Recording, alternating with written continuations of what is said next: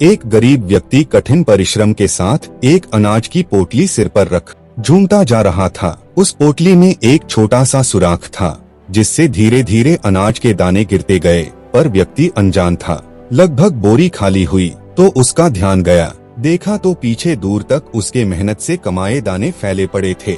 कुछ नजर आ रहे थे, कुछ धूल में सन दिखाई भी नहीं दे रहे थे।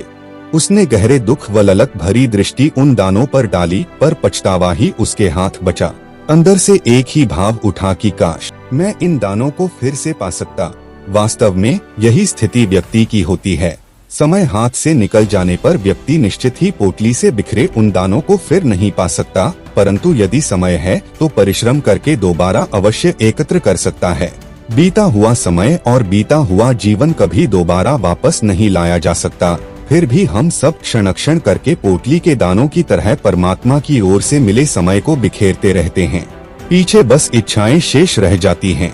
नववर्ष हम सबसे एक ही पुकार कर रहा है कि मैं आ तो गया हूँ, लेकिन बीते वर्ष की तरह हमें यूं ही न बिखरने देना। विगत वर्ष जो कुछ भी हुआ, यदि कोई उन दिनों घटी घटनाओं का प्रत्यक्ष दर्शन करना चाहे तो यह असंभव है।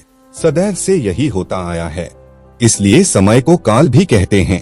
काल अनंत काल से अपने साथ न जाने कितने प्रभावों, स्वभावों, अभावों, दबाव से लेकर जीवन, परिवार, समाज से जुड़े उखाड़ पछाड़ को अपने में समाता रहा है, आगे भी समाता जाएगा। लेकिन समझदार लोग मिले अनुभवों के सहारे आने वाले समय के उपयोग का तरीका निकालकर सुखमय भविष्य की ओर फिर से बढ़ चलेंगे।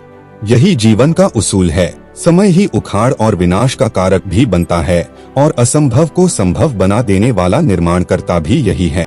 यह हमें पुनः नई ऊर्जा से भर देता है। समय के साथ परमात्मा का गहरा गुथाव जो है। आइए हम सब परमात्मा अनुशासन में रहकर नववर्ष में जीवन धन्य बनाएं।